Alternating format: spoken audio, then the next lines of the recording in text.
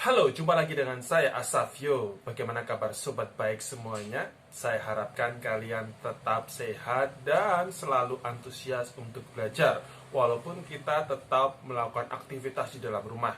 Jangan sampai kalian sering-sering keluar ya, karena sekarang situasinya memang belum memungkinkan bagi kita untuk ya bebas jalan-jalan kemanapun, bahkan sekedar pergi ke mall pun. Nah, tetapi saya harapkan kalian tetap antusias untuk belajar IPS. Dan pada kesempatan kali ini saya ingin membahas mengenai Kerajaan Tarumanegara. Tapi sebelum lanjut, tolong subscribe, like, dan komen channel saya supaya saya semakin termotivasi untuk membuat video-video selanjutnya. Baik, Kerajaan Tarumanegara, di mana lokasinya? Saya yakin kalian semua sudah bisa menebak dan tahu dan sudah pernah baca bukunya bahwa lokasinya ada di Jawa Barat. Ada yang mengatakan sekitar Jakarta, Bekasi, ada yang mengatakan itu di sekitar Bogor. Sumber yang menjelaskan bahwa Kerajaan Tarumanegara merupakan kerajaan tertua berdasarkan penemuan 7 buah prasasti. Masih ingat kan bahwa suatu kerajaan atau suatu wilayah saat masuk ke zaman sejarah itu ditandai dengan adanya tulisan yang sudah dikenal.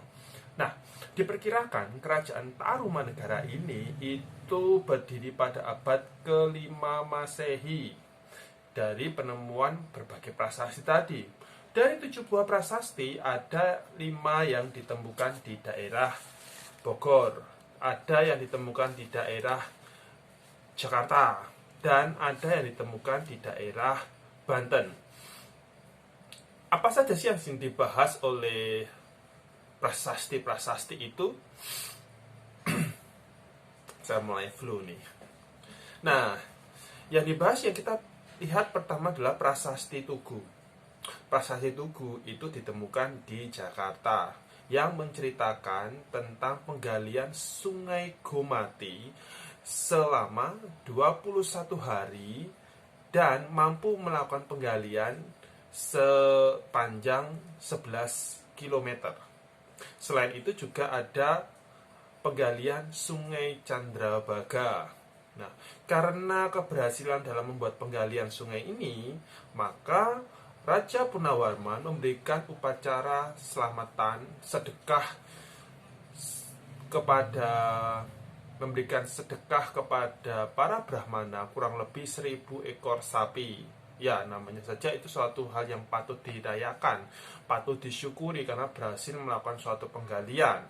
Dan dari penggalian sungai ini kita bisa mengambil kesimpulan bahwa masyarakat di Kerajaan Taruma ini itu masyarakat agraris, karena sungai ini bisa diperkirakan untuk kegiatan pengairan, di samping juga untuk wilayah untuk mencegah banjir.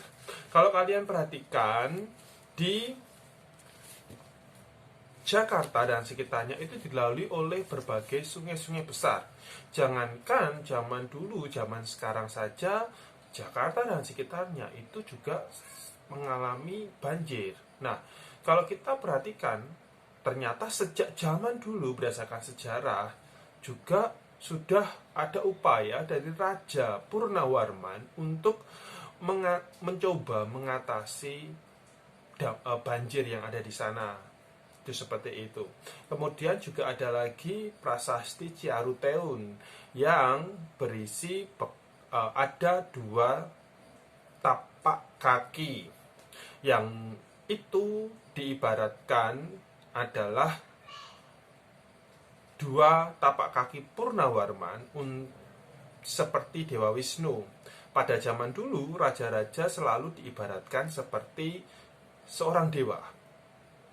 Kemudian juga kita melihat ada prasasti kebun kopi. Di prasasti kebun kopi ini ada telapak kaki gajah yang itu disamakan dengan telapak kaki Airawata. Telapak kaki gajah ini merupakan gajah tunggangan dari Dewa Indra. Dewa Indra itu adalah dewa perang dalam agama Hindu. Kalau dalam pemikiran saya, kalau gajahnya Purnawarman ini disamakan dengan gajahnya Dewa perang, berarti Raja Purnawarman ini adalah sosok yang dia itu sangat hebat sekali secara militer, kemampuan berperangnya dia itu cukup baik, sehingga sampai gajahnya itu juga disamakan dengan gajah dewa perang. Kemudian ada prasasti Muara Cianten, tetapi prasasti ini belum bisa dibaca karena yang ada itu bentuk gambar yang seperti apa ya? Intinya itu kayak para ahli itu menyebutnya sebagai aksara ikal. Aksara ikal yang berupa sulur-sulur seperti itu, sulur tanaman yang belum dapat dibaca. Kemudian ada prasasti Jambu dan prasasti Lebak. Kalau prasasti Jambu dan Lebak ini bagi saya itu hampir mirip isinya sebenarnya. Jadi bagaimana Raja Purnawarman itu disanjung, dipuja tentang kehebatannya. Nah, kita lihat prasasti Jambu menjelaskan betapa gagahnya, betapa mengagumkannya sosok Raja Purnawarman ini, dan bagaimana raja ini tuh jujur dalam menjalankan tugas yang diberikan, dan kemudian dia memiliki nama yang masyhur, tiada taranya. Bahasa yang sebenarnya menurut saya sih lebay sih, berlebihan sih, tapi oke-oke aja, karena ya namanya orang menyanjung kan ya sah-sah saja. Sampai dipuji bagaimana baju zirahnya itu tidak bisa ditembus oleh musuh-musuhnya, dan bagaimana dia itu bisa menghormat atau apa ya, kayak intinya kalau orang-orang yang setia kepadanya itu dia akan menghormati mereka, menghormati para pangeran yang tunduk dan setia kepada mereka. Kemudian juga menjadi duri dalam daging musuh-musuhnya, artinya karena ya rajanya pasti raja yang hebat, sehingga pasti yang menjadi lawannya, musuh-musuhnya itu pasti khawatir, ketakutan, atau intinya sesuatu yang bahaya seperti itu.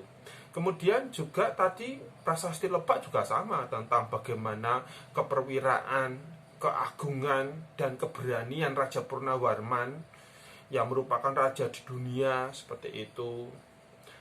Ada lagi prasasti Pasir Awi. Prasasti Pasir Awi ini juga belum bisa dibaca karena lebih mirip seperti suatu gambar atau piktogram dibandingkan dengan tulisan. Tetapi di dalam Pasir Awi ini ada bekas telapak kaki, bekas sepasang telapak kaki ya. Yang itu diperkirakan adalah telapak kaki Raja Purnawarman juga.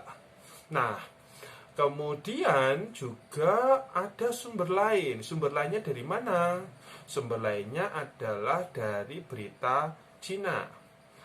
Di berita Cina pada masa dinasti Tang, maka dinasti Tang atau kerajaan di Tiongkok itu dia memiliki hubungan dagang dengan wilayah di Jawa. Itu seperti itu. Bagaimana orang-orangnya itu mampu membuat minuman dari bunga kelapa, kemudian barang-barang yang diperdagangkan di daerah itu misalnya adalah kulit penyu, kemudian cula badak, kemudian ada gading gajah, kemudian ada emas, seperti itu.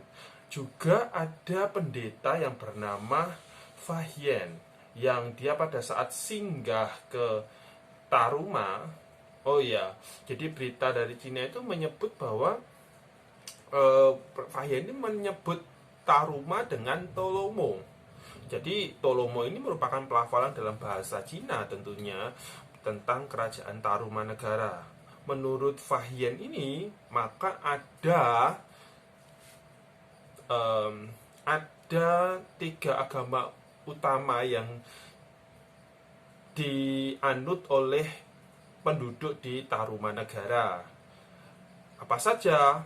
Yang dominan adalah Hindu, kemudian ada Buddha, dan sedikit kepercayaan leluhur, atau itu disebut mungkin adalah kepercayaan animisme, seperti itu.